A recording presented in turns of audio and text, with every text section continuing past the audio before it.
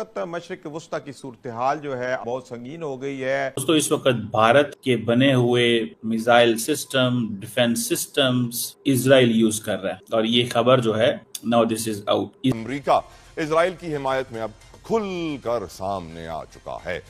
क्या इजराइल पाकिस्तान का नेबरहुड पे आ रहा है और क्या इजराइल पाकिस्तान का नेबर बन जाएगा if there is a regime change in Iran?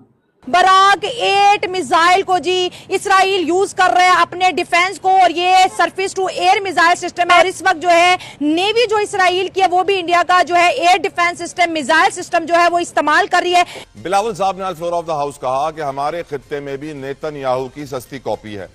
साथ साथ हमने नेतन्याहू को अमेरिका का शुक्रिया अदा करते हुए देखा। अमेरिका ने हमला कर दिया ईरान के ऊपर। इंडियन मेड जो डिफेंस सिस्टम है that is something the strength है इजराइल की। ये मैं आपको बताता चलूं कि ये जॉइंटली डेवलप्ड है। इंडिया की जो DRDO है और इजराइल की एरोस्पेस इंडस्ट्री, ये medium to long range surface to air missile है जो कि UAVs को न्यूट्रलाइज करता है, एंटी शिप मिसाइल को न्यूट्रलाइज करता है, क्रूज बैलिस्टिक मिसाइल के थ्रेट को भी मैनेज कर सकता है। यानी जो मैं इतने दिनों से बात कह रहा था कि नेतन्याहू हो, मोदी हो, ट्रंप हो, हैं ये तीन लोग, तीन अलग मुल्क, नजरिया एक है, मिशन एक है, टीम एक है, वादे जो कश्मीर के बच्चे खासकर उनके लिए बसेस अरेंज की है। हाँ तो साहब सुना आपने, खास तौर से जो कश्मीर के बच्चे थे उनके लिए दिल्ली से बसेस का इंतजाम हुआ है। तो देखो बाजी, ऐसा है बहन, तुम छुआ के जा रही हो ना तो फिर हम भी छुआ जाएंगे। देखो गवर्नमेंट ऑफ इंडिया ने तुम्हें लाने की जिम्मेदारी ली थी, तुम्हें गोद नहीं लिया था। अब आजकल तो बड़ा ऑनलाइन ट्रांजैक्शन हो गया है, वो भी मोदी जी की वजह से। तो अपने अब्बा से कह के ऑनलाइन पैसा ट्रांसफर करवा लो ना अपने अकाउंट में, प्लेन का टिकट खरीदो, श्रीनगर चली जाओ।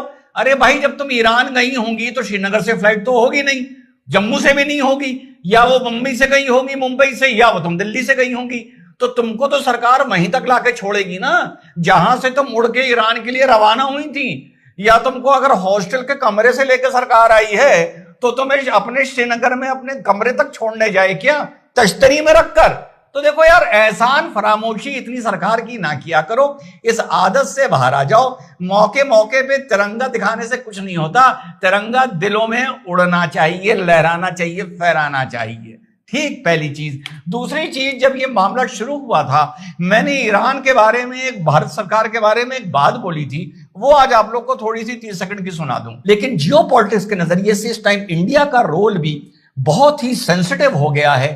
हमास के अटैक के बाद इजराइल का जो समर्थन भारत ने किया था वो नैतिकता और डिप्लोमेसी दोनों के आधार पर था, जो हमास ने 7 अक्टूबर को हरकत वहां पर की थी। अब ईरान के साथ इंडिया का जो इक्वेशन है वो अलग है।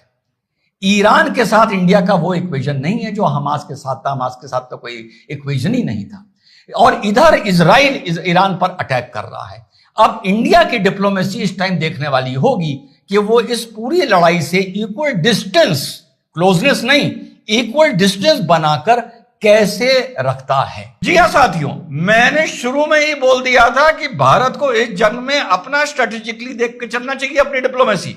ईरान से भी हमारे बहुत आइडियोलॉजिकल संबंध है, ऑलवेज अ फ्रेंड है, लेकिन ईरान में भी हमारे इन्वेस्टमेंट्स हैं, हमारी पुरानी दोस्ती है, छबार पोर्ट का मामला है। पाकिस्तान चाइना का जो इन्फ्लुएंस है उसको काउंटर करने के लिए इस रीजन में ईरान और इंडिया के आपस में अच्छे संबंध होने बहुत जरूरी हैं। और इस बार आपने जो मेरी रिपोर्टिंग भी देखी होगी वो इजराइल हमास से जरा अलग हटके है। Israel Hamas